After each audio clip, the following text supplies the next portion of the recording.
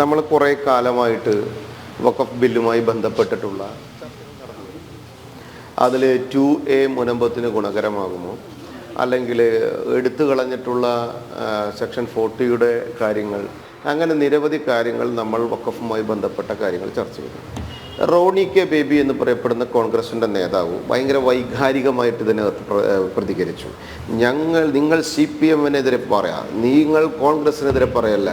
അല്ല റോണി, നിങ്ങളുടെ ജയിച്ച 19 പേരുണ്ടായിരുന്നു, 18 പേരുണ്ടായിരുന്നില്ല, ഇവർ എന്ത് പണിക്ക് പോയിക്കായിരുന്നു പാർലമെൻറ്റിൽ? ഇവരെന്താ ഈ വിഷയത്തിൽ മുനമ്പത്തിന് വേണ്ടിയിട്ട് പാർലമെൻറ്റിൽ സംസാരിക്കാഞ്ഞത്? കേന്ദ്രമന്ത്രി കിരൺ റിജിജു കൃത്യമായിട്ട് പറഞ്ഞത് എന്താണ്? ഞാനൊരു റെസ്പോൺസിബിൾ മിനിസ്റ്റർ, ക്യാബിനറ്റ് മിനിസ്റ്റർ എന്ന രീതിയിൽ നിങ്ങളോട് ഞാൻ കൃത്യമായി ഇവിടെ വന്നൊരു കാര്യം പറയുന്നതുണ്ടെങ്കിൽ ആ പറഞ്ഞ കാര്യം കൃത്യമായി തന്നെ നടപ്പിലാകും എന്ന് അദ്ദേഹം വളരെ ഭംഗിയായിട്ട് നിങ്ങളോട് അവതരിപ്പിച്ചിട്ടുണ്ട് വഖഫ്. 2, അദ്ദേഹം എന്താണ് പറയുക, കോടതിയിൽ ഈ കാര്യങ്ങൾ നിരവധി കാര്യങ്ങൾ കിടക്കുന്നത് കൊണ്ട് അതിൻ്റേതായിട്ടുള്ള സമയമെടുക്കും. ഇത്ര ദിവസത്തിനുള്ളിൽ ഈ കാര്യം ചെയ്തു തരാമെന്ന് ഞാനൊരു വാക്ക് പറഞ്ഞാൽ നിങ്ങളെ കോൺഗ്രസ്സുകാരെ പോലത്തെ പാക്കരിച്ച് എന്താ പറയുക, ഒരു കാര്യം പറഞ്ഞു കഴിഞ്ഞാൽ ഒരു തരത്തിലും വാക്ക് പാലിക്കാത്ത സംവിധാനം അല്ലത്. അപ്പം അദ്ദേഹം പറഞ്ഞു, ഞാനൊരു സമയം പറഞ്ഞാൽ ആ സമയത്തിനകത്ത് കൃത്യമായി അത് നടപ്പിലാക്കണം.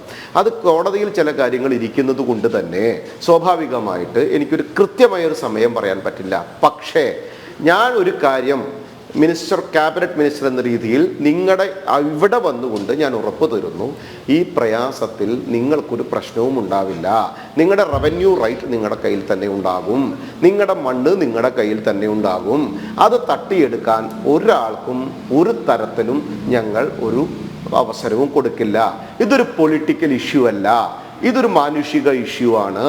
ആ വഖഫുമായി ബന്ധപ്പെട്ട് മുനമ്പത്തെ പോലെ തന്നെ നിരവധി ആളുകൾ അനുഭവിക്കുന്ന പ്രയാസങ്ങൾ രാജ്യത്തുണ്ട്. ആ പ്രയാസങ്ങൾ ഒക്കെ പരിഹരിക്കപ്പെടേണ്ട ഉത്തരവാദിത്തമുള്ള ആളാണ് ഞാൻ. 6 ന്യൂനപക്ഷ വിഭാഗങ്ങളെ ഞാൻ കൈകാര്യം ചെയ്യുന്നുണ്ട്. അതിൽ മുസ്ലിമുണ്ട്, ക്രിസ്ത്യനുണ്ട്, പാർസിയുണ്ട്, ജൈനനുണ്ട്, ബുദ്ധനുണ്ട്. ആ വിഭാഗങ്ങളുടെയൊക്കെ പ്രയാസങ്ങളെ പരിഹരിക്കാനുള്ള ഉത്തരവാദിത്തം എനിക്കുണ്ട്. ഈ നിയമം പാസ്സാക്കുന്നതോടുകൂടി ഇത് ഇസ്ലാമിനെതിരാണ് എന്ന് വരുത്തി തീർക്കണ്ട. ഞങ്ങൾ ആൻറ്റി മുസ്ലിം ശൈലിക്കാരുമല്ല. പക്ഷേ ഇത് മുനമ്പത്തെ ജനങ്ങളുടെ അടക്കമുള്ള വിഷയങ്ങൾ പരിഹരിക്കപ്പെടേണ്ടതാണ്.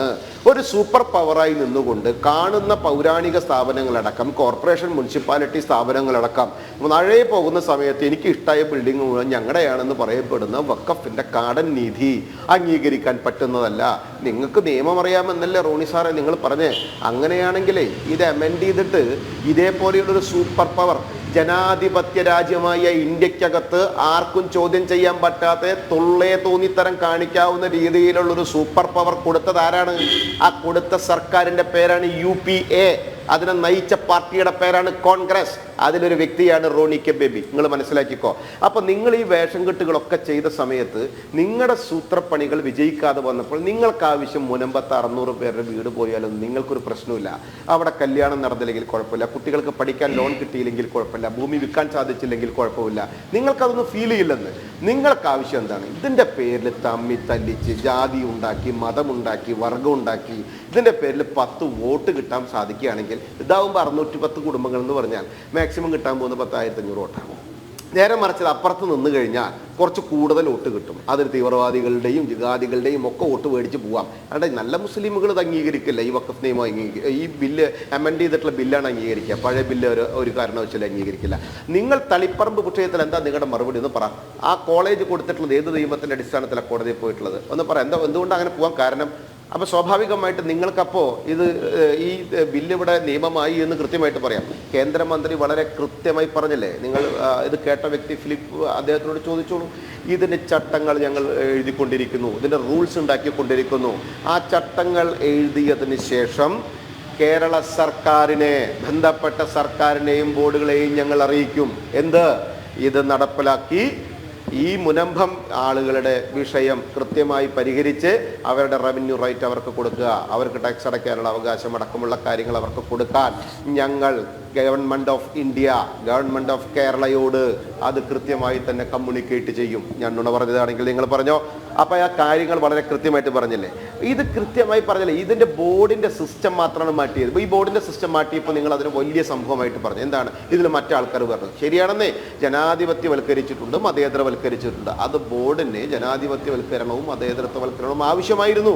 ഇവർ കാണിക്കുന്ന കാടൻ ശൈലിയിൽ നിന്ന് മാറ്റം വരണമെങ്കിലും പൊതുസമൂഹത്തിൻ്റെ, സാധാരണക്കാരൻ്റെ, അടിസ്ഥാന വർഗത്തിൻ്റെ, അവൻ്റെ വീടെടുത്ത് പോകുമ്പോൾ റോണി കെ ബേബി താമസിക്കുന്ന വീടേ ഒരു സുപ്രഭാതത്തിൽ ഇവർ വന്നിട്ട് ഇത് ഞങ്ങൾക്ക് മൂത്താപ്പാൻ്റെ മൂത്താപ്പ കഫ് ചെയ്താന്ന് പറഞ്ഞിട്ട് എഴുതി വെക്കുമ്പോൾ അപ്പം അറിയാം റോണി കെ ബേബിൻ്റെ തുള്ളല്. അപ്പം നിങ്ങൾക്ക് വിഷമമുണ്ടാവും. കാരണം നിങ്ങൾ കഷ്ടപ്പെട്ടുണ്ടാക്കിയതല്ലേ, നിങ്ങളുടെ കാർന്നർ കഷ്ടപ്പെട്ടുണ്ടാക്കിയ ഭൂമി ഒരു സുപ്രഭാതത്തിൽ എൻ്റെ പഴയ കാലത്ത് ഇതെൻ്റെ ഞാൻ വഖഫ് ചെയ്താന്ന് പറഞ്ഞിട്ട് ഒരാളെ ഏറ്റെടുക്കുന്ന സമയത്ത് നിങ്ങൾക്ക് വിഷമമുണ്ടാവും എന്നറിയാം. അപ്പോഴേ നിങ്ങളുടെ വിഷമം നിങ്ങൾക്ക് മനസ്സിലാവുള്ളൂ. ആ 610 ആളുകൾ അത് കൃത്യമായിട്ട് വിഷമം അനുഭവിച്ചതാണ്. കൃത്യമായിട്ട് കിരൺ റിജിജു കൃത്യമായി പറഞ്ഞിട്ടുണ്ട്. എന്താണ് പറഞ്ഞിട്ടുള്ളത്? ഒരു അർത്ഥശങ്കയ്ക്ക് ഇടം വരാതെ നിങ്ങളുടെ ആവശ്യം CPM-ഉം കോൺഗ്രസും പൊളിറ്റിക്കൽ നാടകം നടത്തുന്നതിലല്ല നിങ്ങൾ വിശ്വസിക്കേണ്ടത്. As a cabinet minister, as a responsible minister, minority minister, ഞാൻ പറഞ്ഞ് നിങ്ങൾക്ക് ഉറപ്പ് തരുന്നു, ഇതാണ് നടക്കാൻ പോകുന്നത്, ഇതാണ് കാര്യങ്ങൾ, റൂൾസ് ഉണ്ടാക്കിക്കൊണ്ടിരിക്കുന്നു. കോടതിയിൽ നിരവധി കാര്യങ്ങളുള്ളത് കൊണ്ട് തന്നെ നിങ്ങൾക്ക് ഞാൻ ഒരു സമയം കൃത്യമായിട്ട് പറയാത്തത്. പക്ഷേ ഒരു കാര്യം നിങ്ങൾക്ക് ഉറപ്പ് തരാം, സർക്കാർ, ദി ഗവൺമെൻറ് ഓഫ് ഇന്ത്യ പരിപൂർണമായിട്ട് നിങ്ങളോടൊപ്പമുണ്ട്. നിങ്ങളുടെ ഒരു ഭൂമിയും നഷ്ടപ്പെടില്ല എന്ന് ആർജവത്തോടു കൂടി കേന്ദ്രമന്ത്രി ഇവരെ അറിയിച്ചിട്ടുണ്ടെങ്കിൽ ആ അറിയിപ്പ് തന്നെയാണ് അവർ അംഗീകാരമായി എടുക്കുന്നത്. അത് തന്നെയാണ് ജനത എടുക്കുന്നത്.